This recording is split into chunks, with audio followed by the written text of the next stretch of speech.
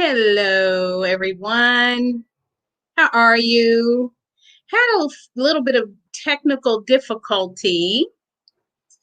If you are out there and can hear, would you please type something in your comments? If you are out there and can hear, would you please type something in the comments? Because I'm having some technical difficulties with sound. So I'll wait till someone comes. My name is Rosalind, and I did have my guest, Miss Raquel Borras, um, on with me, but she could not hear me. I could hear her, but nevertheless, I am going to move forward as though you can hear me because everything on my end says that I am live and I have sound. So I wanted to share about a wonderful event that we have coming up. We have a eBook launch that I've authored, How to Buy a House in a Seller's Market. 22 strategies, 22 strategies, 22 surefire strategies to win the bidding war, to purchase the home that you want. I was on earlier and had some technical difficulties, but I'm here again because I don't give up. And that's what buyers need to know in this market. Do not give up. Do not give up. One thing about this ebook launch, it is going to be on May the 18th at 7:30 p.m.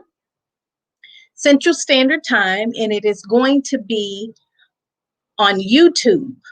So if you will subscribe to and follow me on YouTube at Ask Roz B, that's Ask Roz B, we will have the book launch, right? But really what I wanted to share today is a wonderful promo that if you purchase or pre-order the book for just $2.99 today, you will have an opportunity to be put in a raffle. You will be put in a raffle for a Mother's Day gift basket. And thank you, Shelly.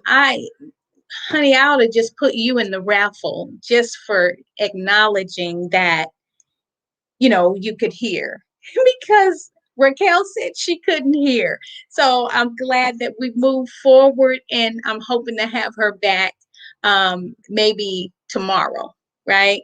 But Shelly, thank you for that. But what is so amazing, hey, Raquel, I wish I could get you back. I am going to invite you. If you'll use the same link, Raquel, I think that's the same broadcast. If you want to come back in the room, maybe we can get on board. But what is so amazing about this book is that it answers a problem today. When I say a problem, it's a good problem, right? So definitely sellers have an advantage today. Why? Because the demand is super high. Demand is super high. Inventory is super low. Yeah, come on back on, Raquel, please. Yes, thank you. Inventory is super low. The last stats that I read is here in the DFW area, we had like 2 weeks worth. Now, in a normal market, about 3 months inventory is the norm. So you can tell that we are really, really, really, really short. And, people will often ask, Roz, well, if it's like that, is it a good time to buy or should I just wait? And I always say, you know what? If you're going to create legacy and your family really needs to move, then the perfect time is when you need to buy a house. So the time could be now. And some people would rather wait. But with the demand still being so high, interest rates so low, and people are getting back to work, I mean, people still need houses. People still need housing. They need to be able to live somewhere. And if someone were to ask me, and this is just my personal opinion, everybody has their own return on investment and what they need to see in terms of purchasing a home and the equity. But if I'm going to spend $2,000 a month times 12 and give a landlord $25,000 a year that I will never be able to write one tax write-off for, nor get the home office deduction, you get nothing. I'd rather pay $25,000 more on a home, because the truth is we're going to have to stay somewhere anyway, right?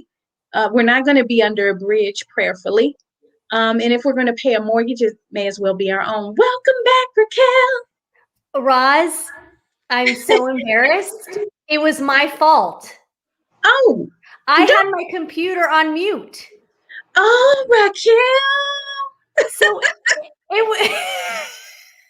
I am so sorry. That's okay. I rebooted. I went and got another device. Like, we were backstage, and I was like, I can't hear you.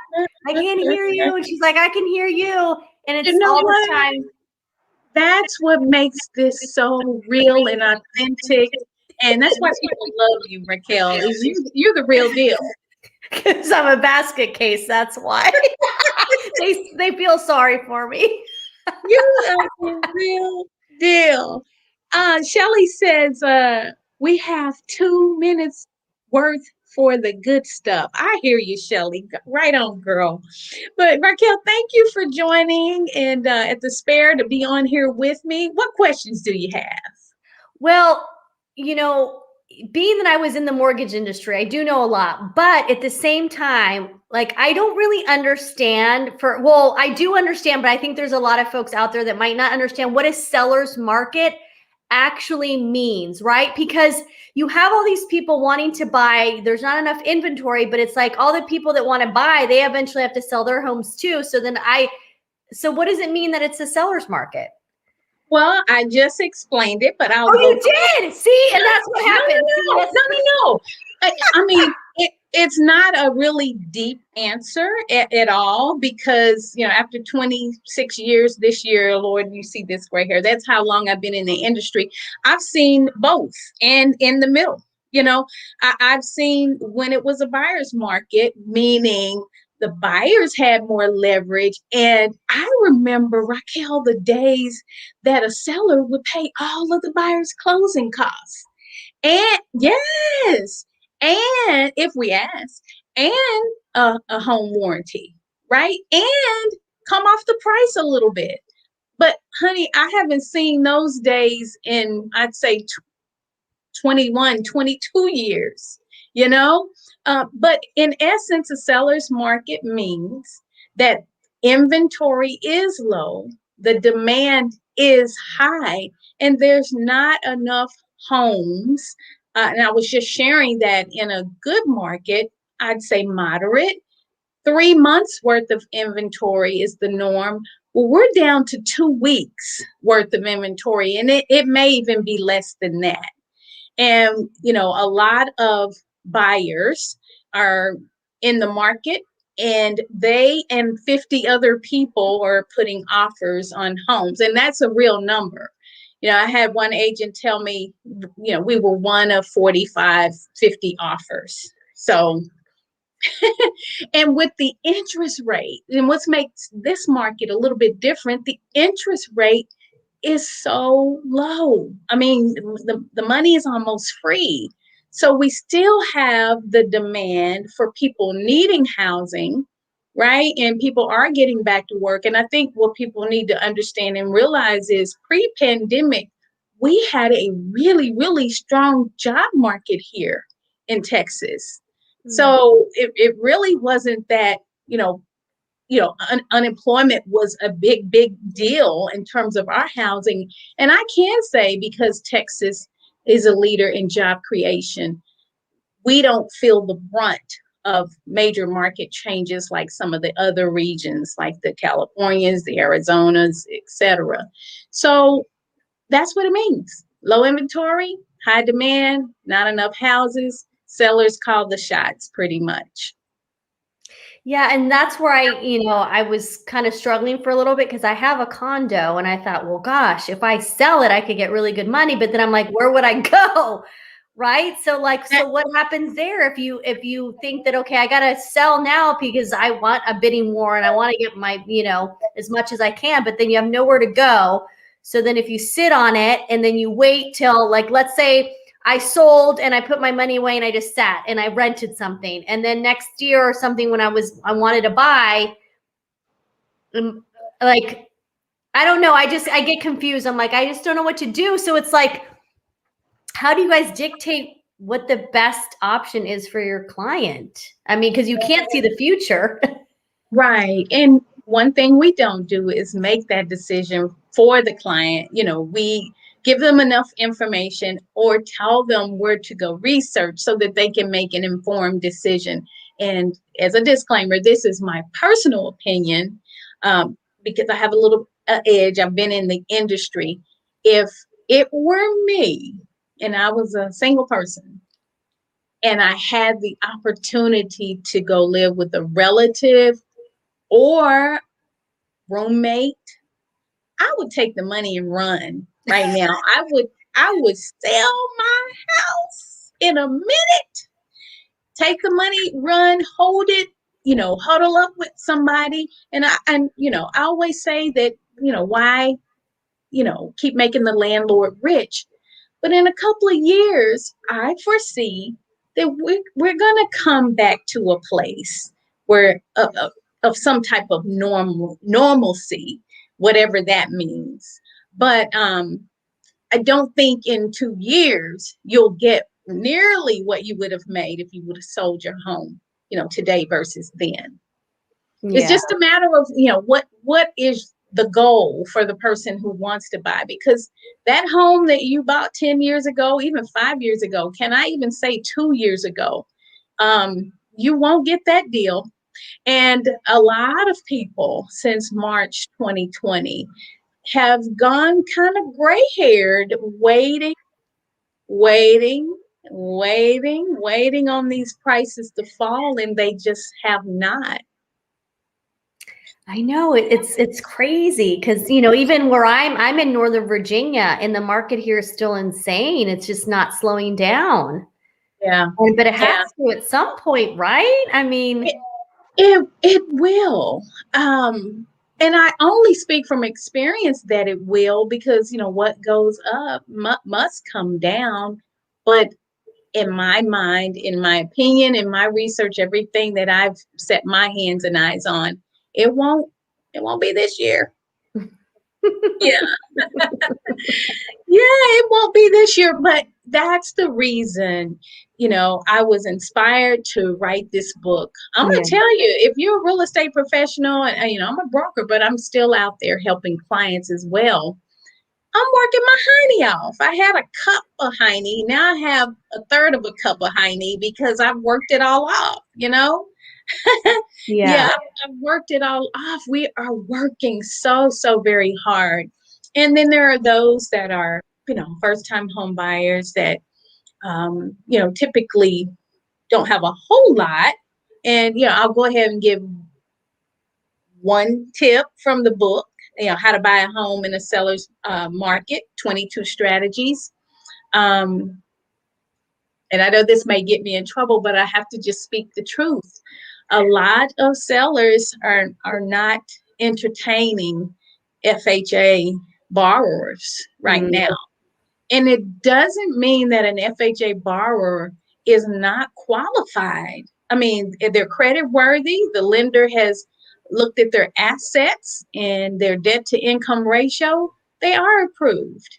But sellers want the money. I know. And the FHA amendatory clause kind of gives, that buyer an out. But I will let you know that I have had some FHA buyers that have that extra money to bring to make up the deficit on the appraisal if it doesn't appraise. And it definitely helps if the lender can make that call. to the listing agent for some type of assurance. Sometimes it helps, sometimes it doesn't. But if there was an opportunity for someone to be approved for a conventional versus an FHA, definitely go conventional. Yeah. Yeah.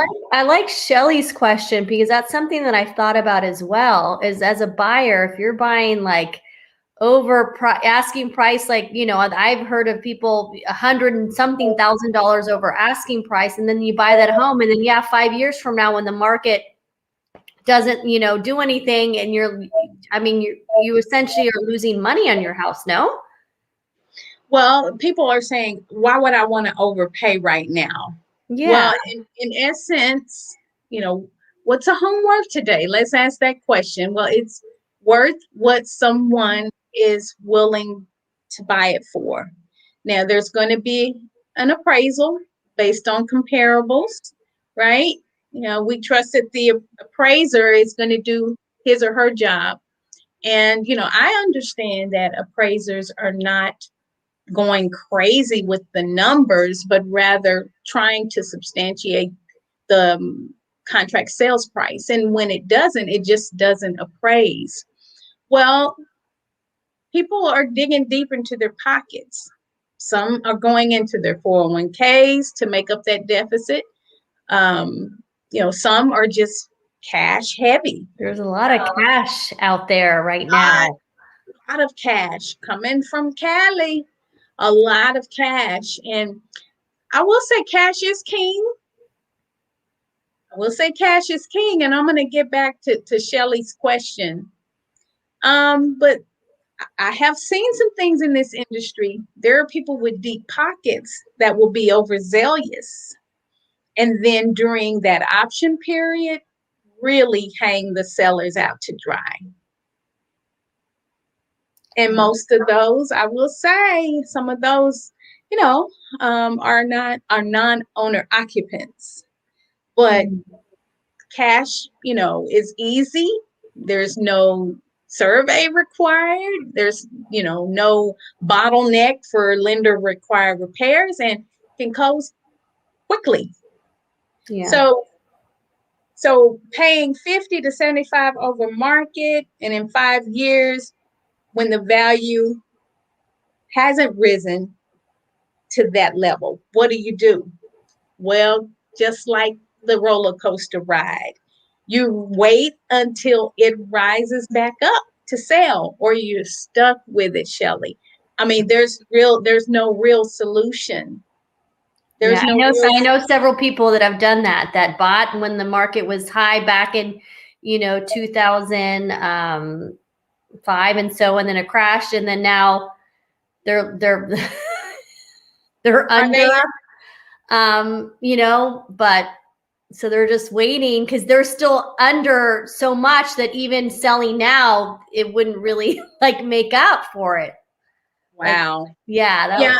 And that's why I say at some point people have to understand what their why is and stick to it, and what's their threshold. But if people have to move and they need to buy, then that's their decision. But there are ways. There are 22 strategies in this book that are surefire. And if you did all 22, you should be at the top. But maybe you do a few of them and put yourself in a better position to win. Because what I'm finding is, and I'm in forums and groups, and I hear some of the agents and their questions, and I'm like, wow, they didn't know that. Or, there are buyers that are out there that are not being educated. So this book is not just for those who are potentially buying. Maybe there are those who are leasing that are thinking about buying, but it's for the agent as well. Yeah, it's an arsenal so that they can equip themselves and their buyers.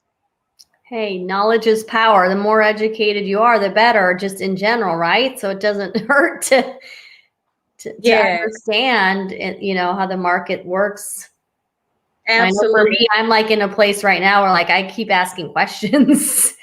You know, Yeah. because like I said, I just am like, I know I want to move to California at some point, like next year. So I was like, yeah, do I sell now and then kind of hang out and then, you know, try to buy something out there with my equity and so forth. But then now I'm in a place of like, what if I just lease it? You know, yeah, there's a lot, but I'm very blessed to have people like yourself. Yes, Like, ma'am. Roz, Well, let me ask you help. this. Do you need your equity to buy? I would need my equity. That's the only thing is I wouldn't be able to just use it as an invest and keep it as an investment. But I'm going to do my best I still have like a year, so that who's to say what'll happen from now a year, you know, where I could be able to buy something and just hold on to this property because it really is a great place. You know how they say Yeah. location, location, location. Well, let me Yes. tell you, the location Yes. is fantastic. So Yes. But for some people who would need to sell, I mean, there's so many things. Now you're going to get me on my soapbox about why home ownership is just super amazing. What if people wanted to start a business venture and take that equity out of their homes, pay down their debt, send their kids to college, or just sell the world for about 2 years? I I mean, there's like just that. so many things to do with your equity. Yeah, I know. I guess it's not a bad problem to have, right? Right, That I right. own a home, that I have equity in it, that I have options and everything. It's just when it's a market like this, you get a little bit kind of like you have to do something. I think that's what's happening is everyone thinks that they have to do something right now. Yeah, and that's not true. You do not have to make a decision. What is that? That FOMO, fear of missing out? Yes, FOMO, yeah. Yeah, you really have to be guided and just, seek God about, hey, what's my next? For some people, they're like, I'm cashing out, buy low, sell high.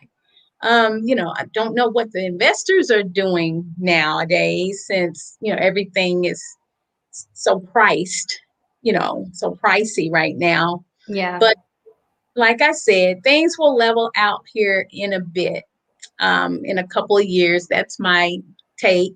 And Shelly, I love it. You're engaged, girl. Is she an agent? I'm assuming maybe she's an agent or yeah, Let's because she see. said spoken to the listing agent. I've done that for my FHA buyer. So yeah, she's an Oh, agent.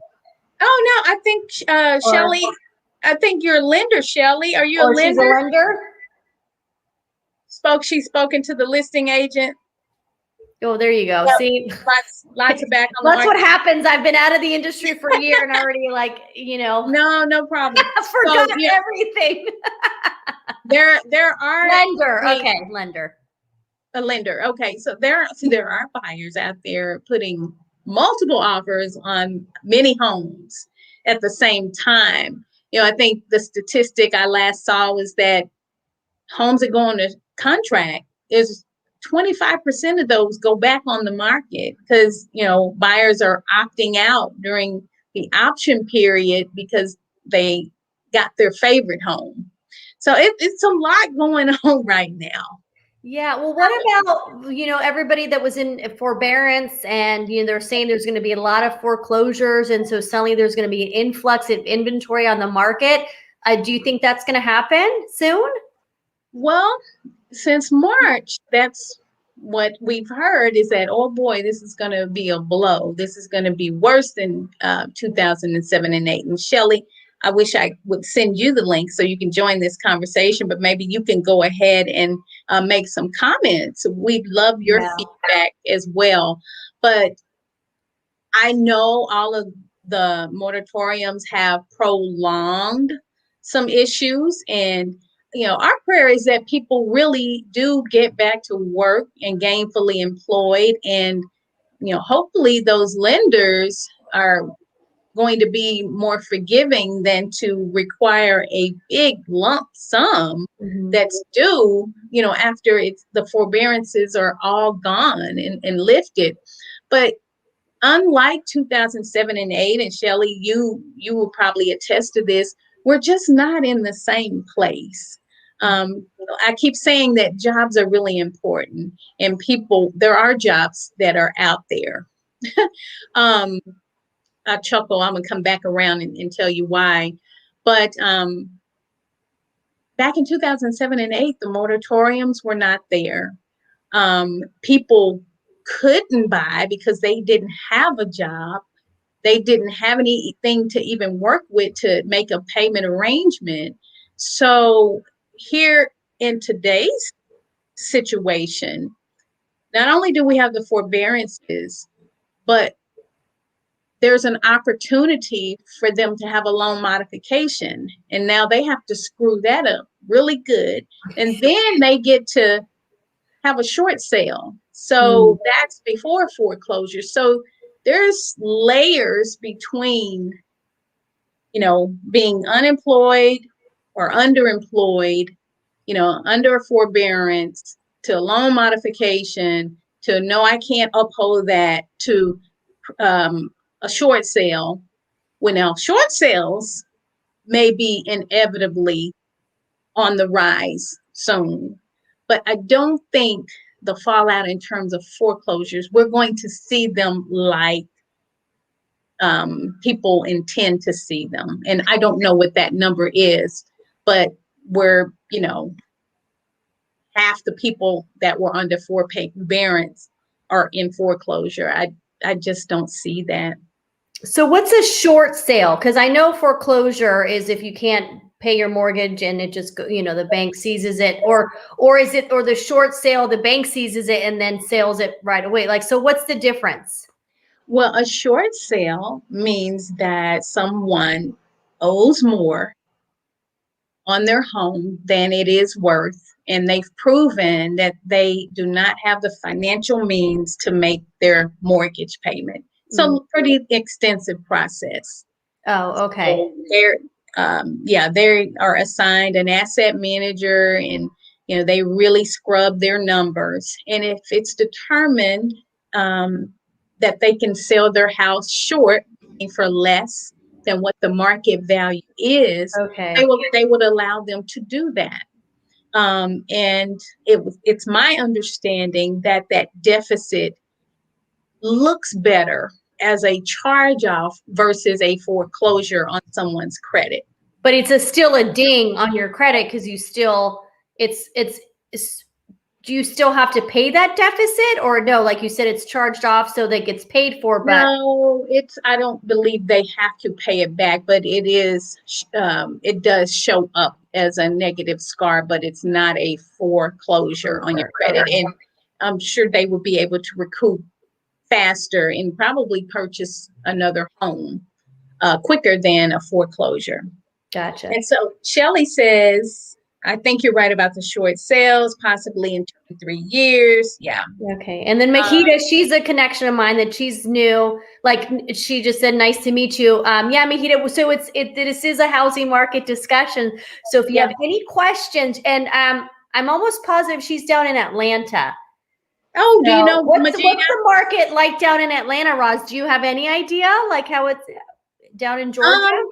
My goodness, I have a superhero of a broker in Georgia, and all I see is him sell. So it must be pretty sizzling down there as well.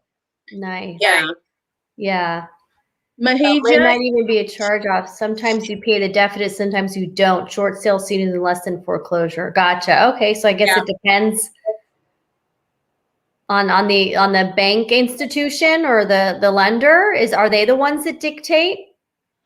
Well, the lender will have to approve it. Now, I actually am a short sale specialist. They are far and few, and a lot of realtors don't like to do them because you could get a short sale going into the process of being approved, and it could be 1 year later before a buyer actually closes. I mean, it's so it's like a process just to even to have it as a short sale. Oh, absolutely. Oh, gotcha. Okay. Absolutely. Now, this is going to be so maybe not a question. do realtors get still a commission? Because if you think about it, if like, I mean, yeah, I guess they still do, right? Oh, absolutely. Yes. They do still pay a realtor's commission. Now, what they don't do is make repairs. I have not seen them make repairs. It's an as is sale. All homes are, but this is really an as is. They're expecting people, because they don't want to be in the repair business, the bank. They're expecting people to take it as it is. Now, one thing about the buyers, they sometimes cannot wait, and the house goes back on the market a couple of times because they are, trying to rush the process. And it's not one of those things that you can rush. At the end of the day, that asset manager, once you get a final HUD, not one penny can be off. They send that disclosure up to HUD. HUD has to approve them. Yeah, HUD has to sign off on it. And that's sometimes where it takes, a long time. It's a file number on a desk. And they'll get to it when they can.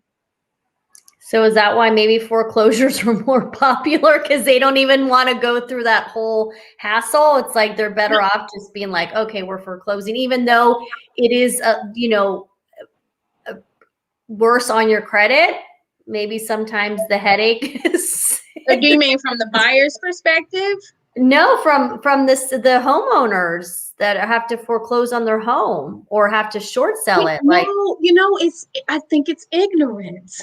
Really? Okay. I really think it's ignorance because, I know the bank gives you an opportunity and perhaps you get a letter that states what your options are. But by that time, people are so frazzled. And I've even had people who, goodness, only owed $60,000 and they walked away from their home. I'm like, what? We had options. Oh. No, don't do it. They were like, well, we didn't know. So sometimes people are just not in the know. And, when you get a letter from the lender and it has all of this jargon you don't understand and you've waited on hold, that's a big thing as well. You're usually on hold for several minutes, even hours sometime, and then trying to get a call back about this process. People just generally give up. I think short sales are the secret sauce that homeowners just are not aware of. And I've actually done a couple of short sale workshops, and I do video and send it out. Say, maybe your next ebook should be on short sales. Yeah. Hey, yeah, short sale, and definitely listing agents. I've just seen them like, no, I don't want to deal with it because you never know when you're going to get paid.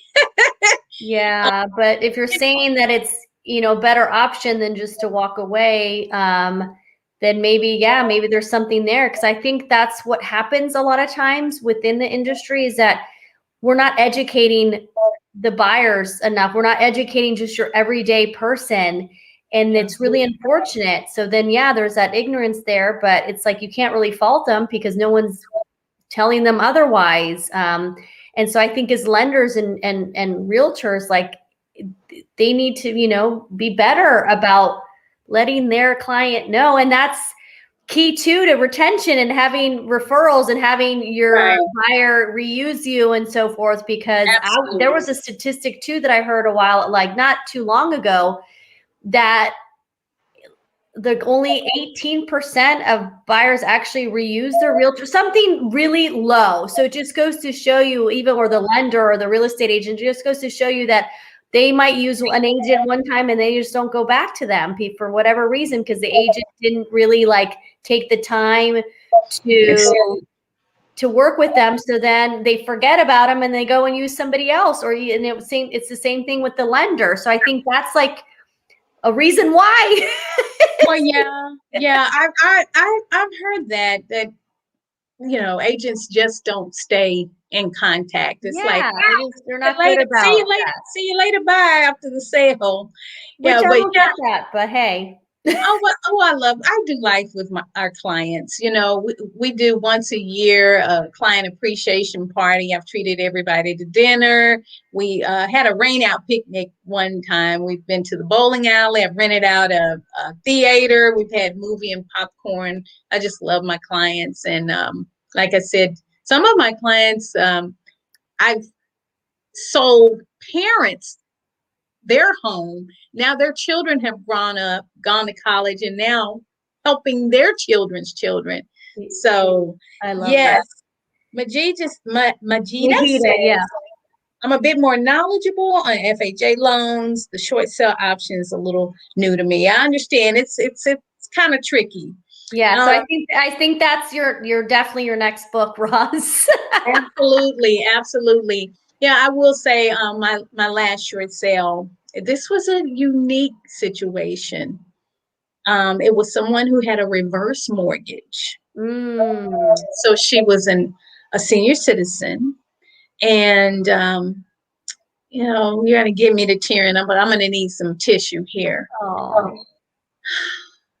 She said, didn't expect to live this long.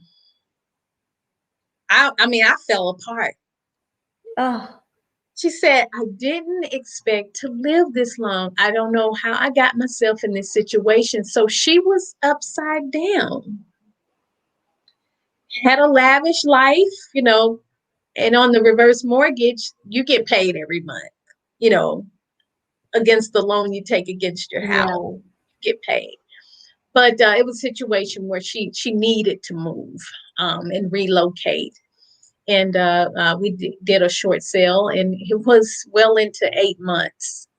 And the neighbors didn't particularly like a short sale in their neighborhood because, it's a reported sale that's Yeah, lower. that's lower, yeah, for comps.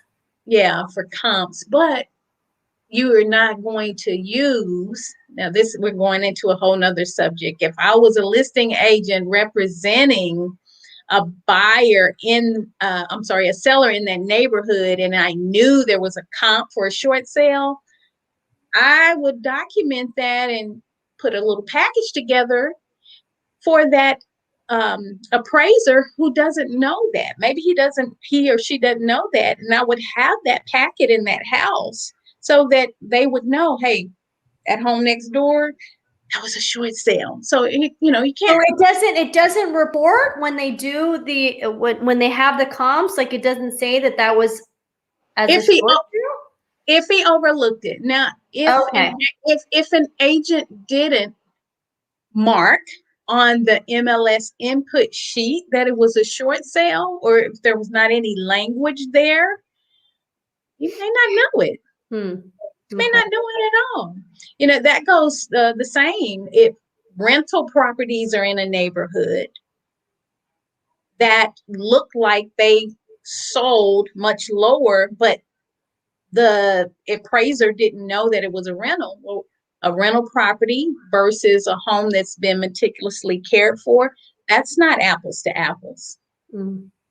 So, yeah, Yeah, there's a lot to learn, and that's why the everyday consumer really has no clue. So that's why it's so important for the agent and the lender to really, do service and yes. explain their options. Because I think Bye, Shelley. like Shelley said, she said, there's a ton of stressors going on due to what caused the inability to make the payment in the first place. Exactly. So Yeah, I just think people, if you're buying or selling in this season, just use wisdom. Just use wisdom. For some people, if they know that they're going to be there 7 to 10 years, and like I said, they want to create equity and a legacy, quiet enjoyment for their family, maybe the time is now. But if you're barely just getting back to work and you're, just barely making ends meet, and you're not sure about your job, and maybe you just started a business and you don't have that 2 years tax return of positive That's revenue. me. That's You why I can wouldn't be able to buy anything. That's why, like, if I sold, I'd have to sit somewhere because I don't have 2-year tax returns yet. So that's like, for me, that's why it is a bit of a kind of like, Now, I heard that Service First Mortgage does 1 year of tax returns for self-employed. I heard that's what I heard. I don't know if things change quite a bit. So if Yeah. you want to look into that, that's Okay. fine. So Yeah. yeah. So back to the book, How to Buy a Home in a Seller's Market, those 22 strategies that put people in a position to, win the bidding war. That's where we are. That's an ebook, guys. It's an Yeah. ebook. Send Shelly the link. She said, don't message her with the link to your book. I sure will. I Yeah. definitely will. So we have a live virtual launch. Everybody's invited. Just come on over to my YouTube page at Ask Rosby. And I'm sorry, I haven't been quite sophisticated enough to know how to put a link here while I'm talking.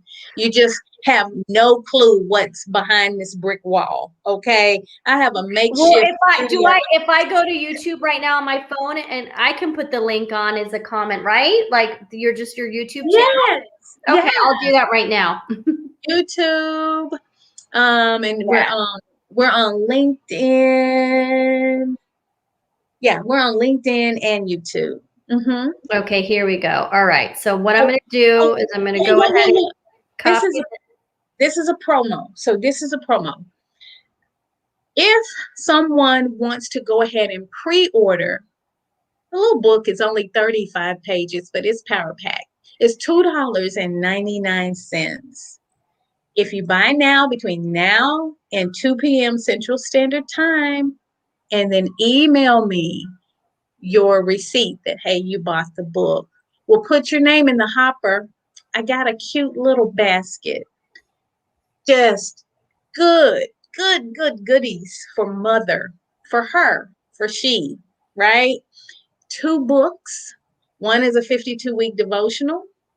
The other is a up level your life book, how to succeed and be unapologetic about it. We got a $25 gift card to Central Market. Got some Bath and Body Works in there. Got a swag bag. So it's filled up with some goodies. And I want to bless someone with that. But the kids, you got to get the ebook and then email me your receipt. And I think it's my email scrolling across the bottom. If not, it's Roz. I don't know, but I put the link on the comments. I don't know if it's populating yet. So yeah, let me email there as well. You are a trooper. Thanks for taking your evening to spend it with me. Absolutely. Throughout our technical difficulties. It wasn't it was my technical difficulty. You were fine. I'm the one that, for whatever, I was at a coffee shop working.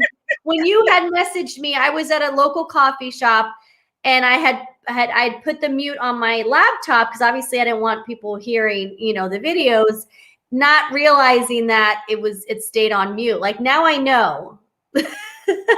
Gotcha. Okay.